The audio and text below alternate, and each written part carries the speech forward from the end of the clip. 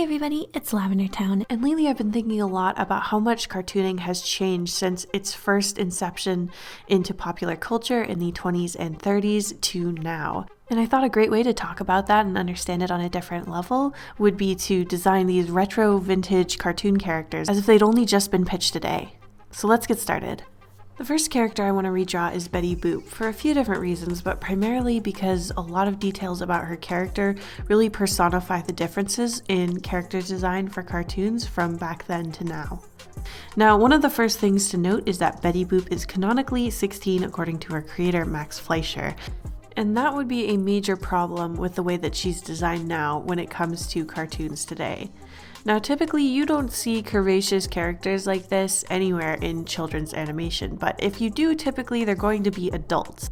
On most currently running cartoons for kids, teenagers are typically just drawn sort of generically skinny, and so the only examples I could find of characters who had a similar physique to Betty Boop is Garnet from Steven Universe. She is a young adult, also kind of not a human, so I don't know how much that sort of gave her a pass for this body type, but it was the only one I could find that was even remotely close to our original Betty Boop. One of the first things I wanted to do was create two different versions of Betty, one of which is pretty true to her original design. I basically just wanted to see what she would look like in the more round and shape-oriented animation styles of the modern age. And then beside her, I wanted to make a character that I think actually would be the one they would end up with if they were pitching Betty Boop today. Now, as for Betty Boop's character traits, obviously she sings. She does a bit of a ska sort of thing with her boo boop boo doop, and she's generally just a little starlet kind of character. So I wanted to give this new character a microphone. Typically in animation, we like to have a prop that shows what their primary character traits are.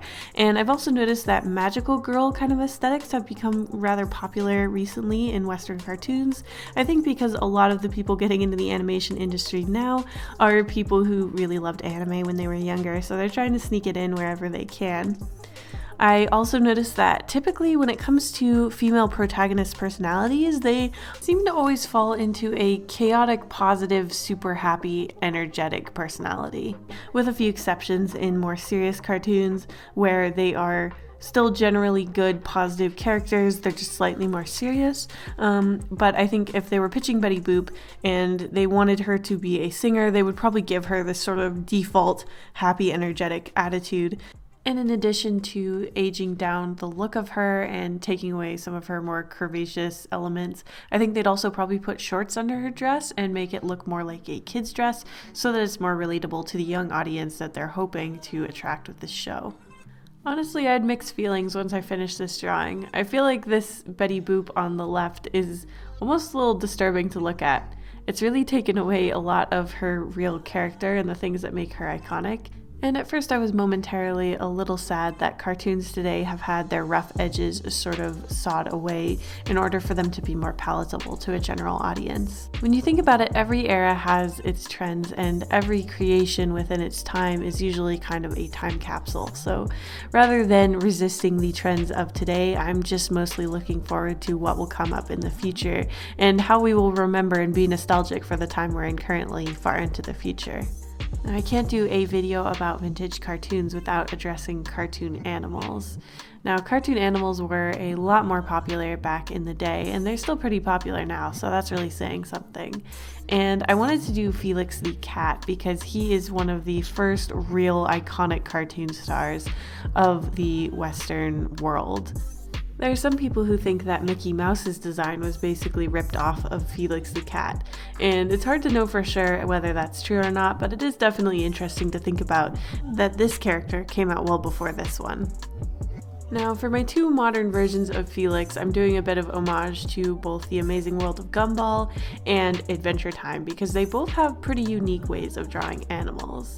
And this gave me a bit of a refreshing feeling when I saw, because I realized that cartoons still are innovating quite a bit. Even though I don't really like the show Gumball, it definitely has a really innovative art style with the hyper-realistic backgrounds and just the occasional multimedia moments that really surprise me every time I see them. It's a bit too young for me to enjoy as of full adult, but I'm still glad that it exists for younger people because it really is trying out some weird stuff with the animation, and I think that that really works out for it. Now, Adventure Time has some really iconic style moments too, and it kind of kicked off a new renaissance for animation, so I'll always be grateful to it for that. So that's one of the things I wanted to base it off of. I'm basing it off of Jake's design because I think it's the funniest. He's just like a little dumpling. And he really doesn't have any animal characteristics other than his ears, so I just switched them to cat ears and then we were done with that. The Gumball inspired one looks a lot more like what I think Felix would actually look like if he was pitched today. I gave him a little Letterman's jacket and some clothes because I feel like clothed animal characters are becoming more popular than the totally naked ones. It just gives you a little more visual interest to the character design and gives you more opportunity to anthropomorphize them.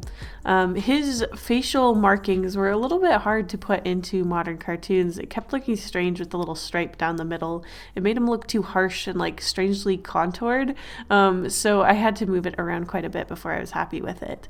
I was also changing up the coloration of his black and white character design because nowadays I feel like we're looking at less harsh, more complementary and more colorful designs in our characters, so I wanted to tone down the black and make it more of a purpley black and just give it a bit more of a softer look. And I also tried to give him some contrasting colors in his outfit because again, cartoon characters seem to be having a lot of contrasting colors and just more colors in general than obviously the black and white era. That's not a very hard bar to pass, but colors seem to be really important, especially when you're seeing something new like Unikitty, which is still a relatively new show. It's just like rainbows everywhere, and I think that's going to continue as a trend for a little while.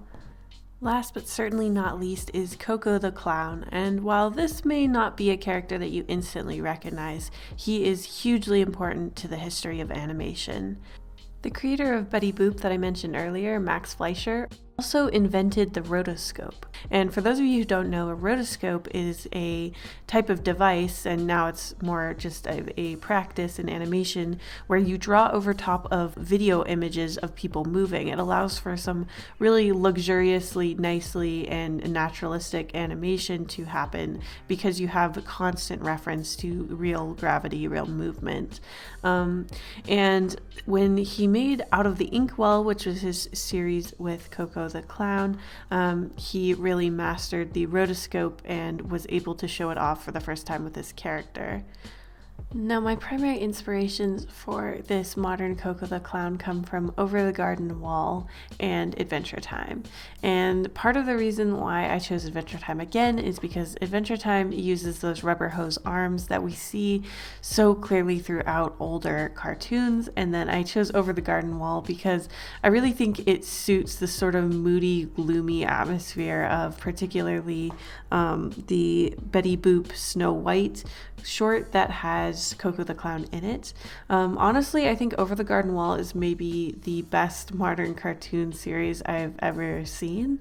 Like, I don't know, it just really, it has so much atmosphere and it's so beautiful that I really wanted to incorporate it into this video, especially because I spent the first half of it sort of complaining about the sameness of some cartoons. I want to make it clear that I still love modern cartoons, and I think there's so many great things going on right now. But anyway, so the interesting about Coco the Clown is that he has kind of a spooky demeanor about him, but he's not scary like a clown in today's cartoons. In fact, I did see that there was a clown in Adventure Time, and he honestly doesn't look anything like the Adventure Time style, so I kind of just ignored it.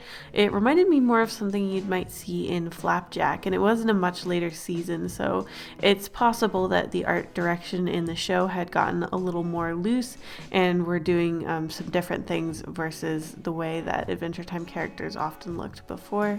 So I tried to really make this clown character based more on a regular human character, again assuming that this is going to be a protagonist, so they're probably going to look a little bit cuter than they would make a side character clown. For the Over the Garden Wall one, I started off with this cool colored bluish color palette, but then I went to something warmer because throughout Over the Garden Wall there are some very beautiful sort of sepia colors throughout, so I definitely wanted to incorporate that. I also thought it would help differentiate the two approaches. And then for the Over the Garden Wall one, I decided to give a more naturalistic sort of shading. There's so much moody shading in Over the Garden Wall, and I really wanted to incorporate that. Honestly, I can't say enough good things about it, and if you haven't seen it yet, you should definitely give it a watch. I think there's only like 10 episodes, so it's a pretty quick one.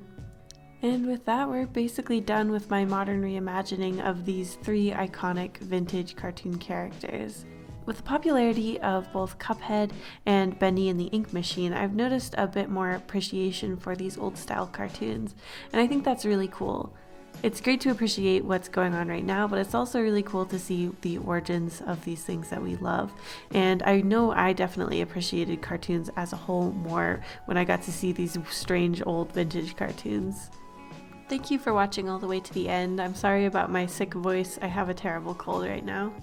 And a big thank you to Skillshare for continually supporting the channel. Check the link in the description if you want a 2-month free trial. I hope you guys enjoyed this video, and I'll see you in the next one. A huge thank you to my patrons, including Blep, Ollie, Elizabeth Alvin, La Blah Blah Blah, Calpon The Artsy Moose, Your Boy SD, JJ Jade, Sergeant Pendulum, Okamore, Micah Dactyl, Hope Chelsom, Rosie Warlock, Dr. Casket, Zoe Stardust, QYTRD, Imagine Creation, Carla Tapia, Midnight Doodles, Clockwork Construct, Cassitarius, and Megan Clare.